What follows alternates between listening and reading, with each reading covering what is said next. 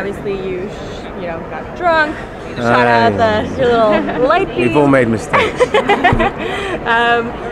So what can Laura saw it, but obviously she hasn't reached out or anything yet. Where's your character go from here? He's obviously in a kind of hard place, but... Yeah, I always think that maybe he's hit rock bottom and then they give me more stuff to deal with. He's not having an easy time. And actually, there's so many questions unanswered. How could someone that he loves so much, that he cares about so much, do this to him? I think there's a difference in the pain now, and it's not that someone's taken her away from me, it's that she's chosen to go as well.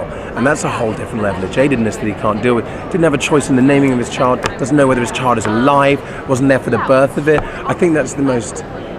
I feel for his pain so gravely, mainly because I have to feel his pain all day, which is miserable. I go home exhausted. But, when have I smiled? I think we had one flashback in a scene and we went this was so fun! I had the best day. And I remembered what it was to enjoy work. Where does he go from here? Well, actually, next episode, again, just another beating. He's actually brought in and gets to meet them for the first time, but not for the reasons that he would have thought. And actually, again, for the wrong reasons, for unkind reasons, he's being used. And so again, he's being tossed and turned, thrown around like a rag doll. And there's only so long before a man cracks. So we're going to see how far we can go. We've really pushed him. We're pushing him further. How do you think he will be as a father if he ever does have that moment? Oh, an immense father. He'd be a great dad. There's obviously daddy issues there. Again, we're about to see in the panel that maybe the flashback is him back in Colombia with his father, who kicked him out for being a mutant when he was a child.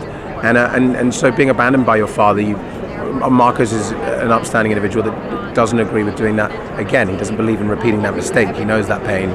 We always bear from our pain and try to make sure that we don't project that onto somebody else. So you're going to meet him. You're going to see him in 2 days. You're going to see him meet his child for the first time, and I think hopefully he'll give off the impression of how loving a father he would be. He'll be a great dad. Shame about his mum. I have something a little bit on the lighter side. Yes, you please. You could step your shoes into any other character on the show. Who would it be and why? I think it depends, because some characters I wouldn't relate to entirely, and then you see how they're played and you just go, oh my god, if I could do it like that, I'd do it every day. Blink, Jamie's Blink is great. There's such a great humour there, and although Eclipse has this sort of sardonic, self-deprecating, in the face of adversity he'll make some sort of dumb quip, Jamie has just this wonderful ability to lighten things.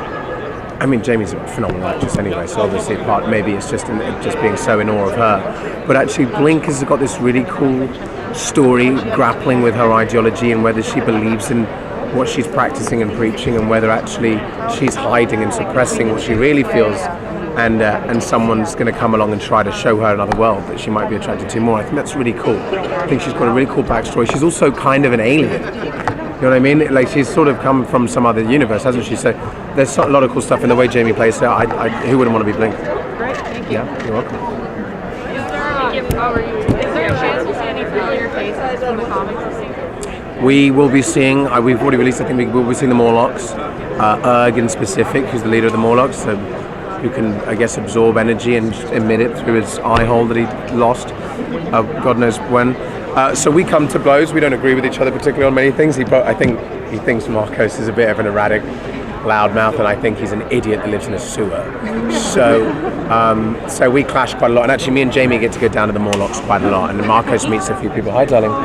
That's the closest we've been. The whole series. That's the most love we get. So we get the Morlocks, and also we actually get the right sort of an extremist militant group, the Purifiers, that are actually mutant haters, and we get to see some really cool sort of versions of them pop up. We're doing our own takes on them, obviously, but we've got some more. We're broadening the X-Men universe. Thank you.